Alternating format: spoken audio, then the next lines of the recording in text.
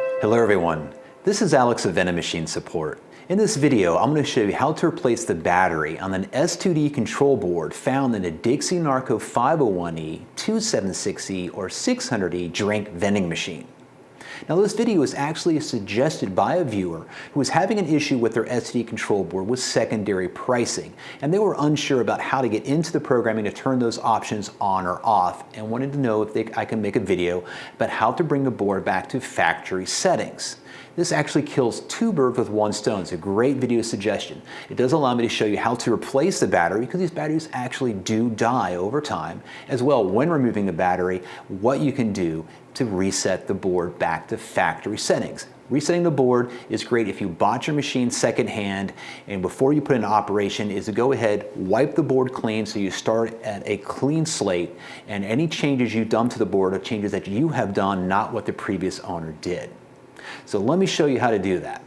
Now this is the S2D control board. I'm going to go ahead and flip this clear cover here. Now behind this metal panel here is where the battery is located. Now if you're going to be resetting the control board to factory settings, you're going to want to make sure you remove power completely from the control board.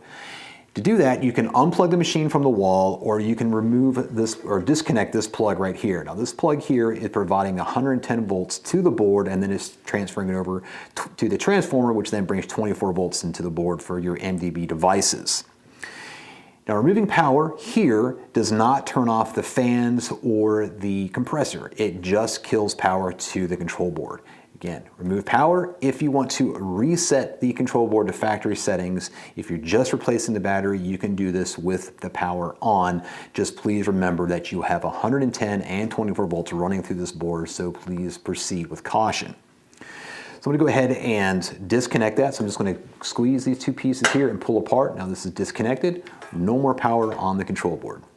Now over here we have a Phillips head screwdriver in the upper left and right hand corners that we need to remove.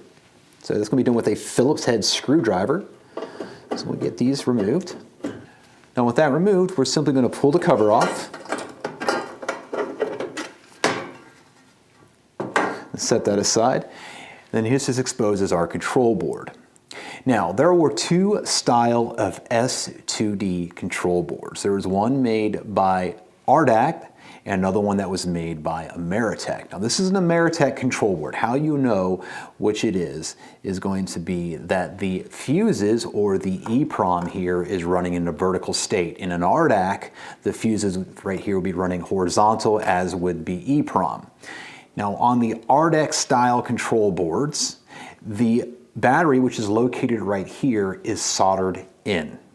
On the Ameritech control boards like this one, it's actually in a little coupling that you can just slide out the battery. Again, the battery is located right here on this Ameritech board, Ameritech, sorry, and you may have some hot glue located here in the corners that kind of keeps the battery in place. I've clipped away the battery. This battery actually has been replaced before at one point because there is no more hot glue. But if there is, you can just peel that hot glue off, and then it allows you to pull the battery out. You're simply going to take the battery, grab it, and pull it out. So this is it. This is the actual CR2032 battery. Let's see if we can get this focused on there. So this is the CR2032 battery. Top side here with the plus sign is the positive. Bottom side here is a negative. When you're placing the battery back into the control board, the positive side always goes up. Now with the battery removed, what is happening is, since there's no power to the control board being provided by the main power line here or the battery, the RAM chip or the memory chip is slowly losing power and is going to lose its memory. Once all that memory is wiped from the RAM chip, when the board is powered back up, the default software is loaded to the RAM chip and your default prices will be set at $99.95. Now, if you're setting your board back to factory settings at this point, you're just going to wait 15 minutes. 15 minutes is a good time to use where it's going to, residual memory is going to be lost because we're losing all the voltages off of the RAM chip. Your capacitor is draining out its power as well. So once we're doing is we're trying to drain all the power out. So again, this is just simply time. We're just going to wait 15 minutes is what I found is the best time to wait for a factory reset on the control board.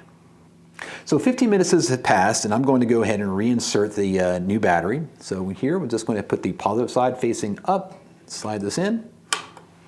Simple as that. Now here I'm going to go ahead and put the cover back on.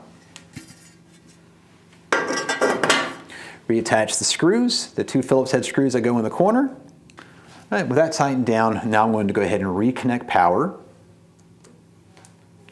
And this will bring the board back in. Now, if we got a factory reset, all our prices again will be set to $99.95. To reprogram this, all you need to do on an S2D control board is change your prices back to what you normally sell your prices at. That's it. There's no other configurations that have to be done. So if you needed help about how to set the prices, I'll put a link to a video I did up here about how to set the prices on a Dixie Narco S2D control board.